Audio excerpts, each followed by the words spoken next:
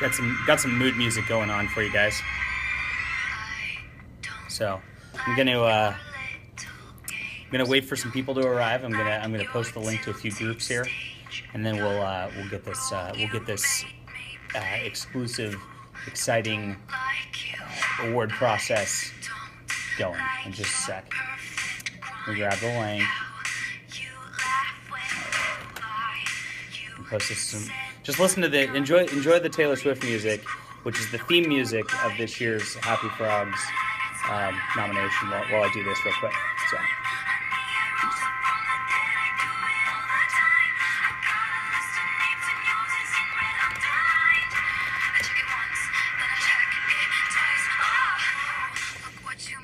All right. This group.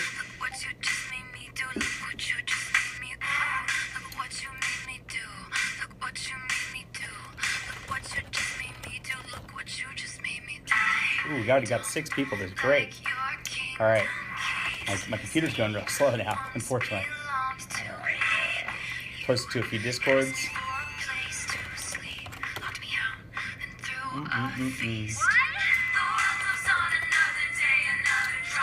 Boom.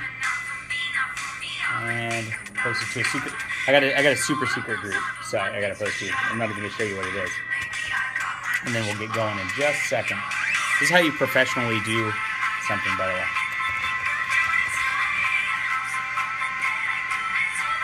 It's just my entrance music.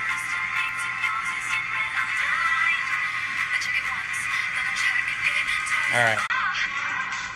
So I think that's all the groups. Oh, I want to post my comic book group too. After I'm done with my comic book group, and I think I hit everything at that point. And then, all right. Oh, Gab. I forgot to post to Gab. Of course I want to post this to Gab. That'd be very important.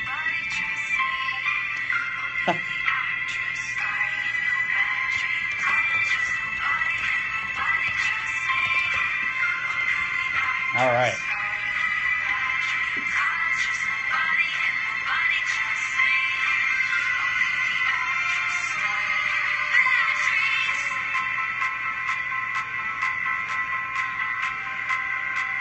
I'm sorry. The old Taylor can't come to the phone right now. Why? Because she's dead. All right. So here we go. All right. I've been hard at work for like 3 days making this list. I've gone through, I've really scoured everything I possibly could. I've asked hundreds of people. I've made an excellent list of just so many excellent works. This will be up on the website happyfrogs.org after this broadcast. I have to put it up on the broadcast. Right now, I've got it on a Word document. I'm not going to show you the Word document because I'm going to unveil one of these at a time, and I'm probably going to go to the Amazon links of each one so that we can show a nice little visual of the covers of whatever we're looking at also. I think novel and YA novel are actually the most fun ones, so I'm going to save those for last. It looks like, so I guess the way the Nebulas work is you can pretty much nominate as much as you want. So I'm doing 5 nominations per category, and I've come up with the 5 best stories per category that I possibly could do. This is for SIFWA members. Only SIFWA members can vote in this, okay? So I've got some strategic elements there that for SIFWA members to look at because they've got a different mindset than many of us do, and so I'm not going to go full Dragon Award on this, but there will be some options for people who are inclined towards that if they'd like. And so I've actually split up my my deal into a top ballot. So there's like one book as top ballot. If somebody only wants to do a little Happy Frog but doesn't want to go all the way Happy Frog, they can kind of do their thing. And the top ballot choices are actually ones that I think would be mostly SIFWA approved. I mean, there's going to be one that's not, but for the most part, it'll be people who are SIFWA approved, which is very important for this contest. So the categories are novel, novella, novelette, short story, dramatic presentation, and best YA novel. And the last 2 have like fancy names to them, but I don't remember what they are. It's not really relevant. The novel is self-explanatory. Novella is 19,000 to I think 50,000 or 45,000 words, something like that. Novelette is 10,000 to 18,999 words. So it's very, very fine line and splitting hairs there. I was talking to somebody, and his work was actually 19,200 words. It was just 201 words away from making my category. But my novella category is very impacted. Short story is anything below that. Dramatic presentation is self-explanatory, as is best YA novel. So I'm going to go over dramatic presentation first, and it will be no surprise. I didn't actually do 5. I'm sorry, the Board of Trustees did not actually come up with 5 options for dramatic presentation because we don't really like TV so much. We're literary important people, right? So we only had 1 option for dramatic presentation, and if you've been watching any of my Periscopes recently, you'll know what it is. I'm gonna pull up my screen here, and yes, that's right. It is Extinct, the BYU TV show, which is by Orson Scott Card and Aaron Johnston. This is obviously going to be my best dramatic presentation. You can watch it on extinct.tv right here. You just go to watch, and boom, you got episodes right here. It's got all 10 episodes. They're available for free. Easy stuff. Very good show. Interesting sci-fi concepts. So that is the extent of that category. Yeah, so I'm not that interested in dramatic presentation. As I said, I'm a literary snob, so I'm going to stick with literary stuff, right? So next I'm going to go to novelette. Novelette was actually the hardest category for me to choose. There are not a lot of people who write novelettes, let me tell you. And so it really took a lot of work to go through and confirm people's word counts, confirm what's going on. And so the novelette category was very much the most difficult way to do things here in terms of the Happy Frogs ballot. So novelette, I did come up with 5 choices for it, and it took me a sec, and I had to actually read a couple stories real quick before getting here. But we have our nominees, and they are looking good. So number 5 in the novelette category is going to be By His Cockle Hat and His Staff by John C. Wright. This was in the Forbidden Thoughts anthology, and it follows a time-traveling story with some interesting interactions with a preacher. I really liked With His Cockle Hat and His Staff because of the positive religious elements that were in it. So that's the number 5 novelette choice for this year. Number 4 is going to be Itis, the Island of the Dragon Bride by C.S. Johnson. This is one where I actually just started reading this before this. It's got some nice Asgardian sort of lore to it. It's got a guy going to an island and seeking out his bride. It's very fun. It's very, very fantasy. It's good stuff. Number 3 is Requiem 4 by Mike Duran. This is like a post-apocalyptic future sort of deal. It's a pretty cool concept. It's got people who are like hunting soul fragments in graveyards, and in a sort of brainwashed sort of society, kind of like today. Where people are kind of just taught to be in the norm, and it's also got some positive religious elements. Number 2 is going to be The Monster Without by Julie Frost. This was in Story Hack issue number 0. It's a werewolf story, and Julie Frost likes to tell those. It was very fun. Story Hack's a great magazine. Definitely support it and pick up both issue number 0 and 1. And number 1, and for the number 1s of the categories, I'm going to go to Amazon, as I said, and actually show the links. Number 1 is a story for the novelette category. The top pick for the novelette category, drum roll, is going to be The Last Job on Hars by Tyler Young. Now, Tyler Young is not well known. He's only got a couple shorts out, and this is one of those. It appeared in this little magazine here. Cursova number 6. Yes, Cursova number 6. Cursova, however they pronounce it. Anyway, Tyler Young is the author here, and his story, it starts out like it's like a futuristic cop story almost, where they're investigating into some weird things that are going on with a corporation, and it opens up like crazy. It's really a lot of fun, and there's a little twist at the end that I mean, it made it one of the most memorable stories of the year for me. I'm not going to spoil that for you, but absolutely fabulous. Hey, Raul, how you doing? So this is my number 1 novelette choice of the year. Pick it up, Sir Sova. Number 6. If you vote for one story in the category for the Slate, remember this is the top pick, and so this is the one that we're going for. Moving right along, we're going to go into short stories next. So we've done the dramatic presentation and novelette categories. I'm going out of order, but I'm doing it for dramatic effect because the novels, everybody is what they care about, right? So short stories are going to come next. So number 5 for short stories, I've got Dragon Lyric by Bethany Jennings. That's Dragon Lyric by Bethany Jennings. She self-published this and released it earlier this year. It's a fantasy story about a shaper dragon dude who has captured a human woman for his wife and is changing her so that she can lay an egg, and he's going to devour her once she's finished laying the egg. It's really creepy, and it's really fun fantasy. Very well written. Bethany did a great job, and that's my number 5 pick for a short story for the year. Oh, thank you, Raleigh. Appreciate that. Number 4 is the Aconian Reception by Richard Fox. This is actually yet to come out. It's going to come out December 15th. It's in a book, an anthology called The Expanding Universe Volume 3.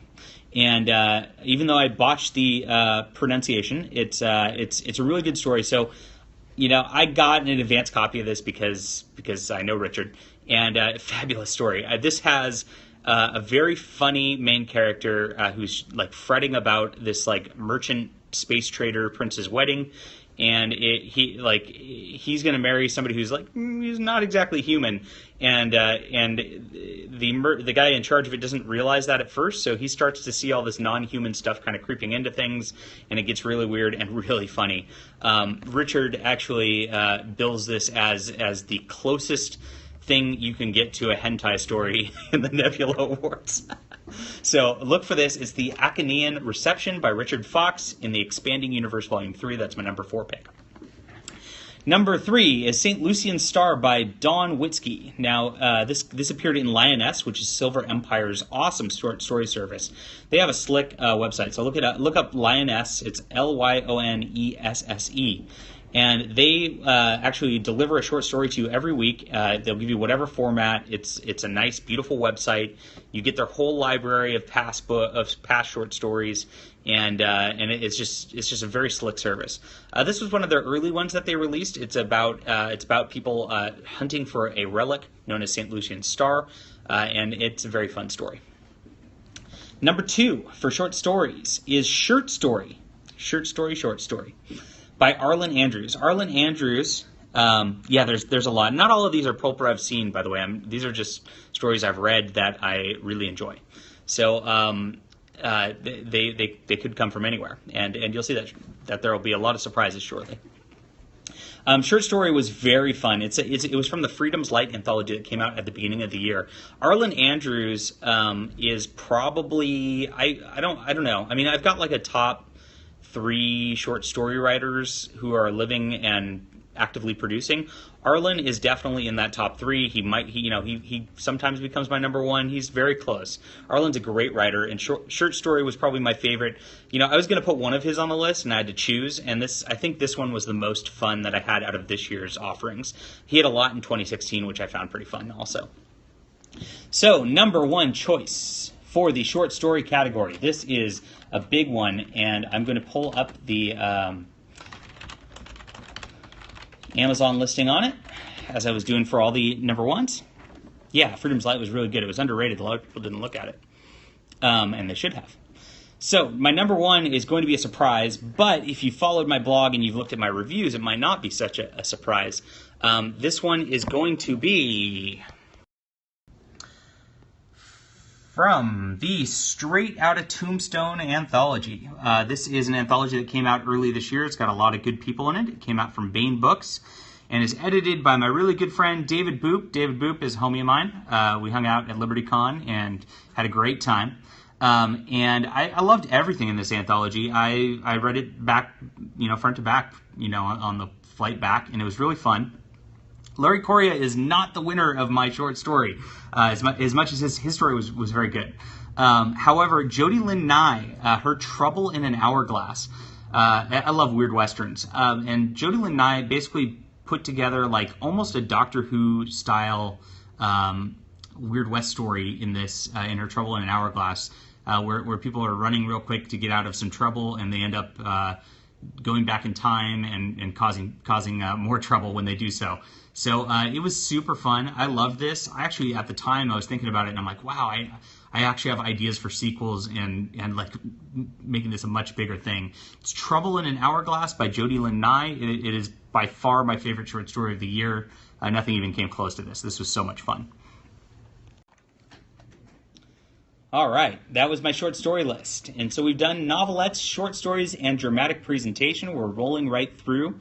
And we're going to come to novellas, and then we'll do best YA novel, and then finally best novel, which there will be some surprises for you guys, I'm sure. All right. Best novella. So novellas are like kind of short novels. They're like, 20 to 40,000 words ish. So these I read a lot of these this year because I don't have a ton of time to read. So if there's something short, I'm going to read them. I probably read 15 novellas this year, I'm going to guess. Pretty cool. Number 5 on that I did read is The Girl Who Could See by Kara Swanson. Now, I didn't know who Kara Swanson was, and what happened was I actually, for my novel for Steam and Country, there was a Best Cover of the Month award going out for that, which for Steam and Country won out in June because the cover's beautiful. But The Girl Who Could See was the second place in that cover contest, and I saw that. And I thought, I'll check it out. Why not? Friendly competition, right? So I grabbed it, and sure enough, Kara Swanson, it turns out, runs in a lot of the same circles as me. I met her at the Realm Makers writer conference briefly, and this was just a very fun novella. I read it. It is like breakneck, fast paced. There's another evil world. I wouldn't say it's a Cthulhu monster, but there's an evil monster like from another world, kind of sapping into things. It's kind of written to where even that's kind of a spoiler. But this girl has like a imaginary dude friend who's not really imaginary. And I'm not gonna. I can't talk about it without spoiling because it's really one of those like reveal type of stories. But it was so much fun. The Girl Who Could See by Kara Swanson, great novella. Number 4 in the novella category. This one won't be a surprise at all. It's Reptilian Wanderer by Dominica Lean. This is, this was just so well written. It deals with a reptilian guy who is on some spaceship which is sentient and helps them reborn. They like save their brain states and they get reborn over and over again as a cycle. And strange things start to happen as that ship's kind of dying. It was a very weird story, like you said. I really can't compare it to anything. It was beautiful. I loved every second of it. Dominica's writing has some of the best prose out on the market right now. She's going to be a superstar. So definitely number 4 is Reptilian Wanderer by Dominica Lean. Number 3, The Hymn of Pearl by Brian Niemeyer. Brian is known for his Soul Dancer books, which have won a Dragon Award and been nominated for a Dragon Award a second time. And everybody really loves those. He came out with a novella earlier this year, which didn't it was kind of quiet.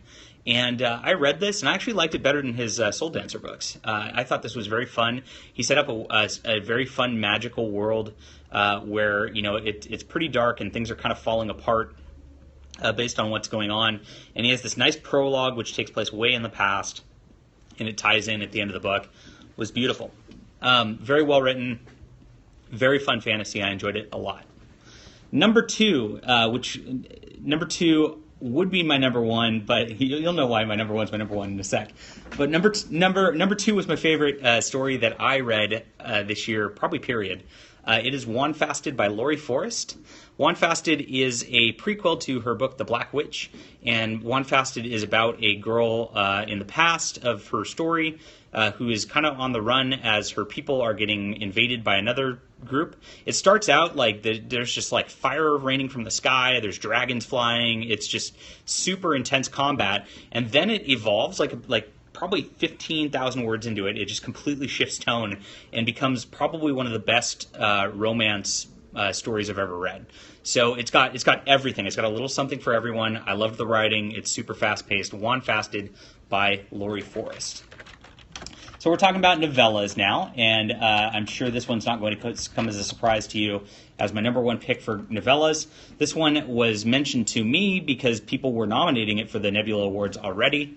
I had a guy from SIFWA actually message me last weekend just to confirm it, which is great. I love that people are nominating this. People are loving this. It makes me very happy. Yes, my Gravity of the Game by me. So yeah, I think this is the novella of the year. It is, especially for science fiction writers of America, or maybe even a Hugo Award, because this is it's pretty close to hard science fiction. It's got a lot of Heinlein elements to it. This is going to be the novella that I'm going to rest my laurels on for a bit, because I really think there are some solid concepts.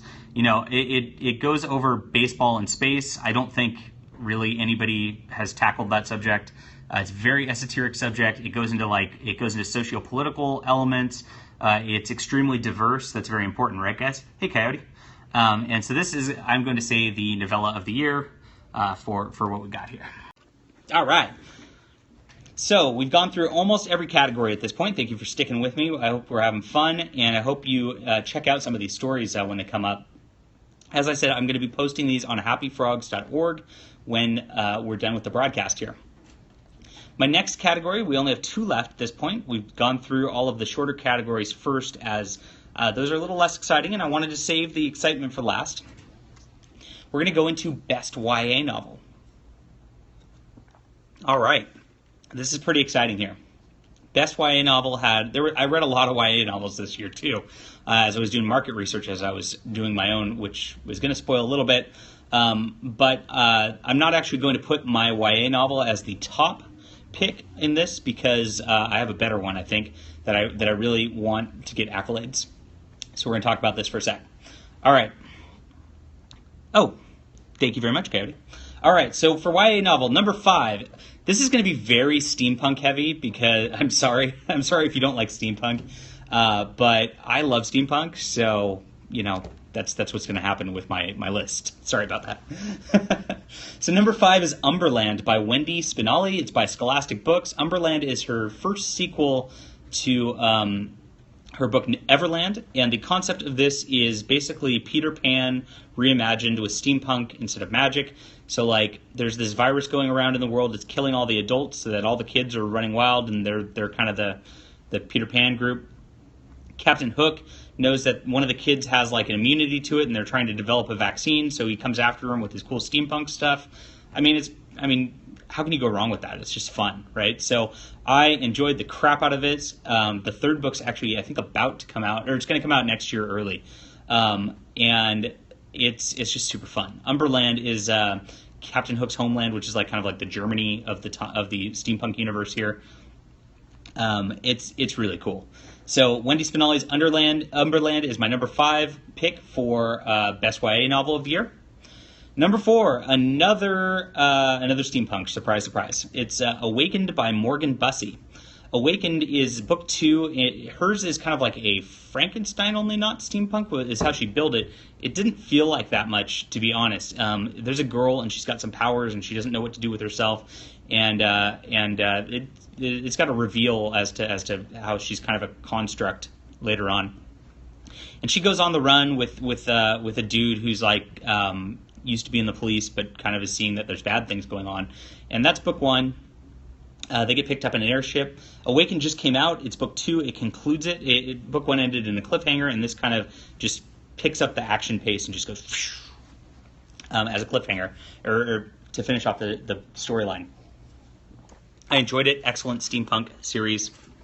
Awakened by Morgan Bussey, number 4. Number 3. The Awful Truth About Forgetting by L. Jaji Lamplighter. So this just came out. It is number 4 in her Unexpected Enlightenment of Rachel Griffin series. This one takes it in a different direction that is a little bit more otherworldly, and it's a joy to have a Jaji Lamplighter book. She took 3 years to write this. It's great. Pick it up if you haven't. Number 2 in the best YA novel, I'm going to say For Steam and Country by me.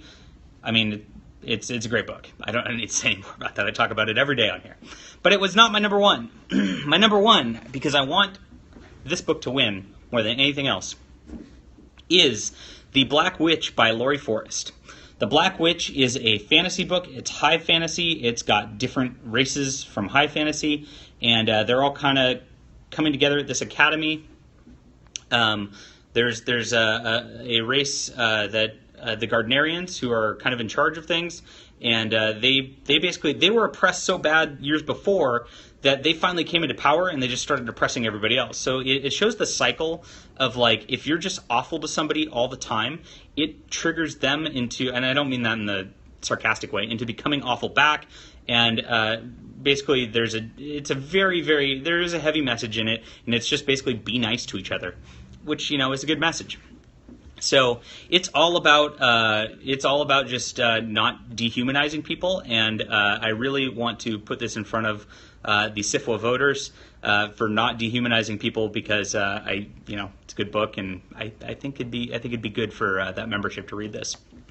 So that's my best YA novel. Oh, I forgot to pull it up. The Black Witch. Black Witch has a beautiful cover too. Black Witch.